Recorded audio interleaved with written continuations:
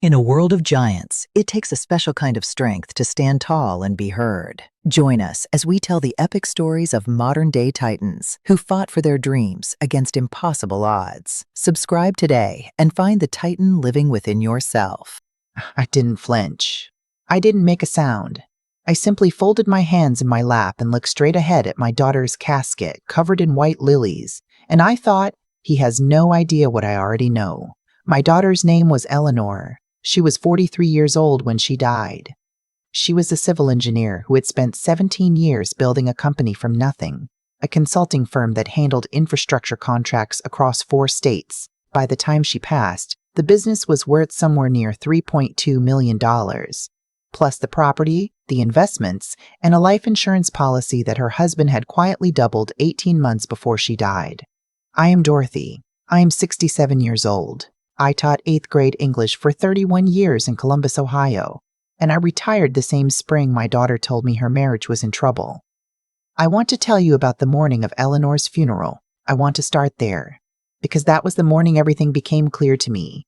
Not the facts, I already had those, but the certainty, the kind that settles into your chest like cold iron and doesn't leave. Marcus arrived at the church 22 minutes late. He came in with Eleanor's sister-in-law, his younger sister Paige, and the two of them walked side by side down the center aisle like they were attending a dinner party. Paige had on a black dress with a neckline that made 2 women in the pew in front of me press their lips together. Marcus wore a suit I had never seen before. It fit him very well. He sat in the front row on the opposite end from me, and he did not look at the casket for the first 10 minutes. I watched him. I am good at watching people. 31 years of teaching middle school will do that to you. After the first hymn, he leaned over to Paige and whispered something. She pressed her hand over her mouth, not to cry. She was suppressing a smile. I saw it, the woman next to me. My oldest friend Ruth saw it too. She reached over and squeezed my hand so tight I felt my rings press into my fingers. I squeezed back once. I said nothing. I had learned months ago that saying nothing was my greatest advantage. Let me go back to the beginning. Eleanor called me on a Tuesday in October, 14 months before she died. She called me at 7 in the morning, which she only ever did when something was wrong. I answered and she was quiet for a moment, and then she said, "Mom, I think Marcus has been moving money." I asked her what she meant. She said she had found a withdrawal from their joint account, $48,000, that she could not account for. When she asked Marcus about it, he told her it was a tax prepayment for the business. But Eleanor ran her own business. She knew exactly what her estimated taxes looked like, and it wasn't $48,000 in October. I asked her if she had talked to her accountant. She said Marcus had recently suggested they switch accountants. The new one was a man named Gerald, who Marcus had gone to college with. I was quiet for a moment. Then I said, "Eleanor, I want you to call your original accountant, privately. Don't tell Marcus." She did. What that accountant found over the following 6 weeks was that money had been leaving Eleanor's business accounts in small, irregular amounts for nearly 2 years. Never enough at once to trigger automatic alerts. Gerald had been filing reports that obscured the pattern. Eleanor confronted Marcus in December. She told me about it the same night. She said he had cried. He said he had gambling debts he was ashamed of. He promised it would stop. He asked her not to involve lawyers. Eleanor believed him. Or she wanted to. I am not sure those are the same thing, but she was my daughter, and she had always wanted to believe the best of people. And I did not push her. I told her I trusted her judgment. I told her to be careful. What I did not tell her was that I had already written down every detail she had shared with me over the previous 2 months, dated and signed, in a notebook I kept in my desk drawer. I am a woman who was raised by a woman who survived a great deal by writing things down. In February, Eleanor called me again. This time her voice was different. Flatter. She said that Marcus had taken out a life insurance policy on her without telling her. She had found the paperwork in his filing cabinet while looking for their car registration. The policy was for $1.5 million. He had increased it from the original $750,000. He had done it quietly, through a broker she didn't recognize, 18 months prior. She asked me if she was being paranoid. I told her she was not paranoid. I told her to take photographs of every document in that filing cabinet. I told her to open a personal bank account at a bank Marcus didn't use and to begin moving modest amounts into it each week. I told her to find a new attorney, not the one they shared, and to make a new will. She was quiet on the phone. Then she said, "Mom, I'm scared." I told her I was too. But I told her that fear was useful if you let it make you careful instead of frozen. She made the new will the following month. She left her business, her personal assets, and her life insurance proceeds to me, with specific charitable distributions outlined for her employees' families. She left Marcus the contents of their joint checking account and their vacation property in Michigan, which had a mortgage on it worth more than the property itself. She told only me and her attorney, a woman named Claire Hutchins, in an office on the east side of Columbus. In April, Eleanor's car went off Route 33 on a Wednesday evening. The official finding was that she had overcorrected on a wet road. She hit a guardrail and went down an embankment. She was killed on impact. She was 43 years old. I sat in the hospital waiting room for 2 hours before they came to tell me, even though she was already gone before the ambulance arrived. I sat very still. A nurse brought me coffee. I didn't drink. I thought about Eleanor at 8 years old, sitting at my kitchen table doing homework, chewing on her pencil eraser. I thought about her college graduation, how she had cried in the parking lot after because she was so relieved it was over. I thought about the fact that her brakes had felt soft the last time I had ridden in her car 3 weeks before. She had mentioned it too.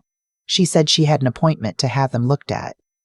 I don't know if I can explain what happens inside you in a moment like that. It isn't like the movies. You don't gasp or collapse. It is quieter than that. It is like a door closing somewhere very deep inside you, and on the other side of that door is every feeling you will need to survive the next several months, the grief and the rage and the love and the terror.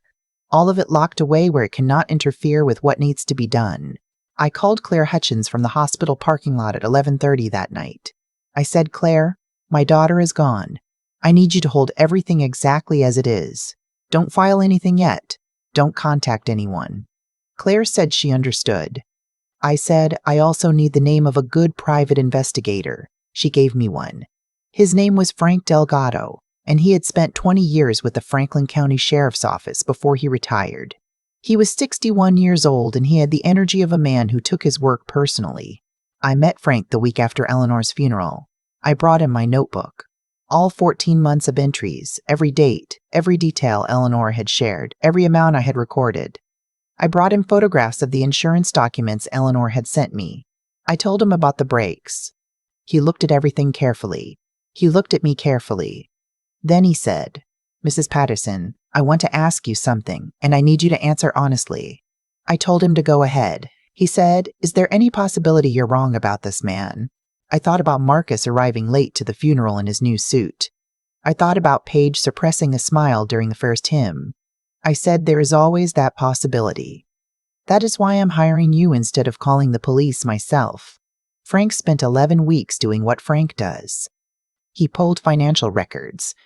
He spoke to people in ways I could not. He found the mechanic, a man named Todd who worked at a shop in Worthington, who had inspected Eleanor's car 2 days before the accident. Todd had noted the brake line condition in his records and had told whoever dropped the car off that the front brake line showed signs of wear that needed to be addressed soon. He had recommended repair within the week. The car had been dropped off by Marcus. The repair had never been scheduled. Frank also found that Marcus had transferred $67,000 to a personal account in Paige's name 11 days after Eleanor's death, and that Paige had used $32,000 of it to put a deposit on a condominium in Scottsdale, Arizona. And then Frank found something that even I had not anticipated. Eleanor had set up an automatic email. She had done it herself, quietly, using a service that sends a scheduled message if you don't log in to cancel it within a set window. She had set it up 3 weeks before she died.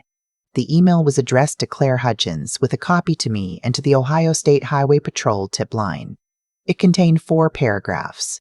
In those 4 paragraphs, Eleanor explained that she believed her husband intended to harm her. She described the insurance policy, the financial manipulation, the brake concern, Marcus's behavioral changes.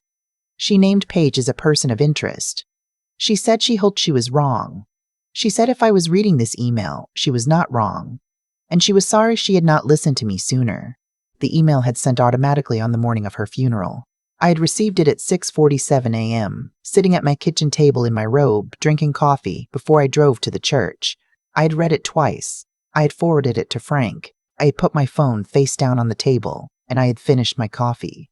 Then I had gotten up and gotten dressed in my black dress and my good shoes, and I had driven to the church, and I had watched Marcus arrive late with his sister, and I had watched him not look at the casket, and I had felt that cold iron certainty settle into my chest, and I had not said a single word. There is a specific kind of patience that develops when you have spent 3 decades managing rooms full of 12 and 13-year-olds who all believe they are smarter than the adult in front of them. You learn to wait. You learn that the person who speaks first almost always gives away more than they intend. Marcus spoke first 11 days after the funeral. He called me on a Sunday morning and said he needed to talk to me about Eleanor's estate.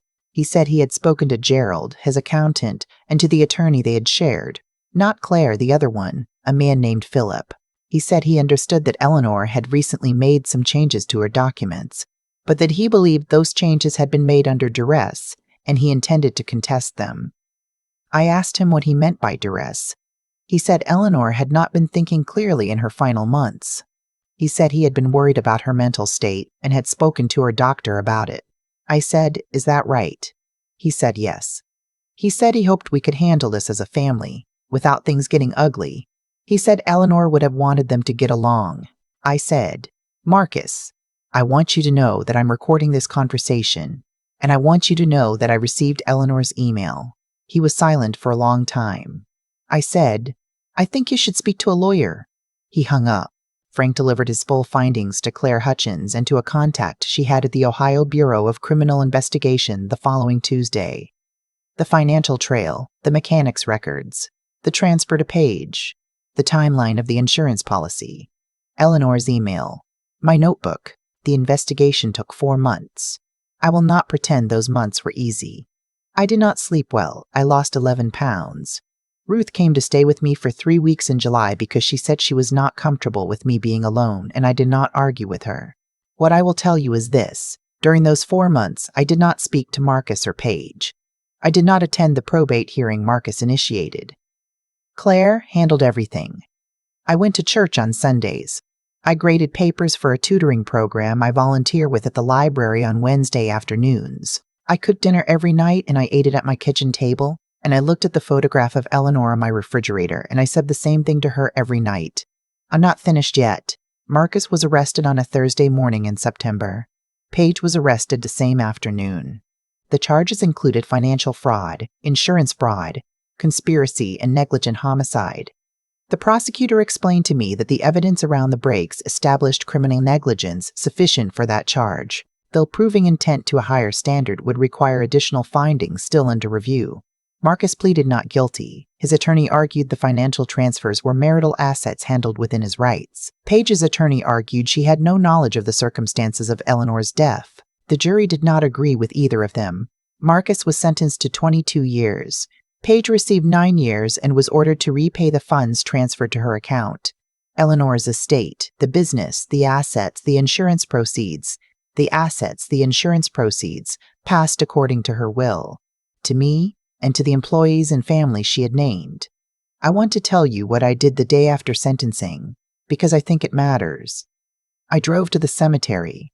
I brought white lilies because they were Eleanor's favorites. She used to say they smelled like clean laundry, which I always thought was a strange thing to love about a flower. But that was Eleanor. I sat beside her grave for a long time, and I did not talk very much because I have never been comfortable with talking to people who cannot talk back. But at the end, I said one thing. I said, "You did good, baby." Setting up that email. You were smarter than all of them. I paused. I said, "You got that from me." I want to say one thing to whoever is listening to this right now. I was 67 years old when my daughter died. I had no law enforcement background, no financial expertise, no connections in high places.